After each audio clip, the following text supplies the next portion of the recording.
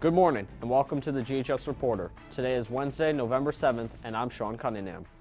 Well, another election is in the books, and the Democrats have taken the title for the House.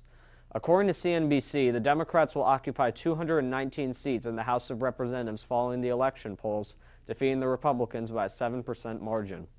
The Democrats also managed a victory in New York State, with Governor Andrew Cuomo managing to win a third term over Republican Mark Molinaro, and in the 19th Congressional District, Republican John Faso took a 2% loss under Democrat Antonio Delgado. Other states that polled a Democratic win include Vermont, Arizona, and Minnesota. Here's a message about an important Google survey. Good morning, everybody. The district is forming a subcommittee to analyze school start times, and we're looking at lots of data surrounding this issue, including student input, and we need your help. Good morning, GHS. What we need you to do right now is to open up your Google Drive, and you will be seeing a survey that we really want your honest and open feedback. This will really help us in this conversation about what we should do about start time in schools. Your opinion matters. Thank you. Please take a moment to weigh in on school start times. The Girl Scouts are filing a lawsuit against the Boy Scouts over the latter's rebranding of itself in an attempt to be inclusive to all genders.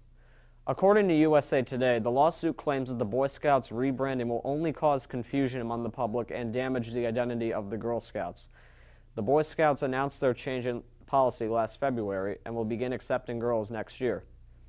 Yesterday may have been election day for our school. Yesterday was also staff development day. I caught up with our principal, Mr. Piscatelli, and he spoke about what yesterday's staff development day was about. Take a look.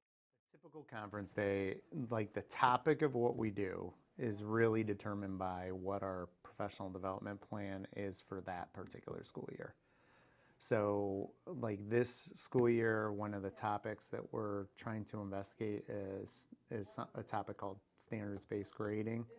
So we talked to the faculty about this in September, and we said that this was going to be a year of exploring the topic.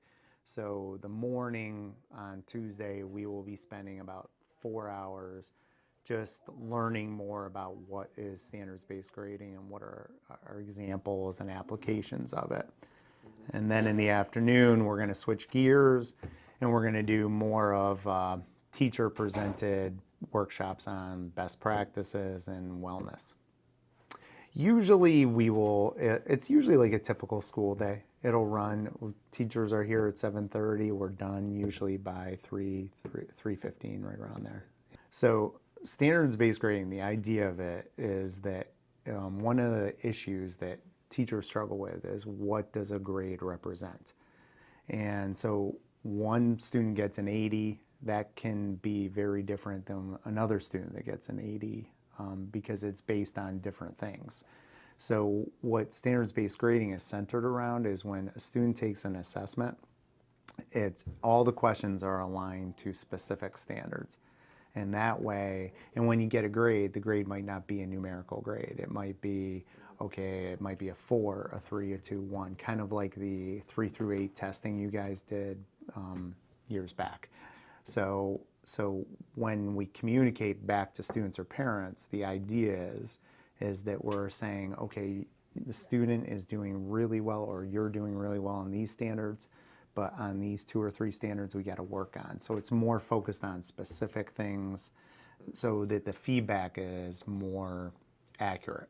You're getting specific feedback about how you're doing. We have another superintendent's conference day in March. I am sure we will tie this back into it, but right now we don't have any specific plans for what we're going to do in March. This is because sometimes the district will have a plan that they want us to implement on that day, and also we're also considering, a lot of our teachers have expressed interest in getting together with middle school teachers, and so or K through 12. And so we are trying to open up the opportunity so that we can have some conversations that go vertically across the grades. And finally, McDonald's salads have been finally taken off the menu due to a disease known as Cyclospora infection, which began back in May.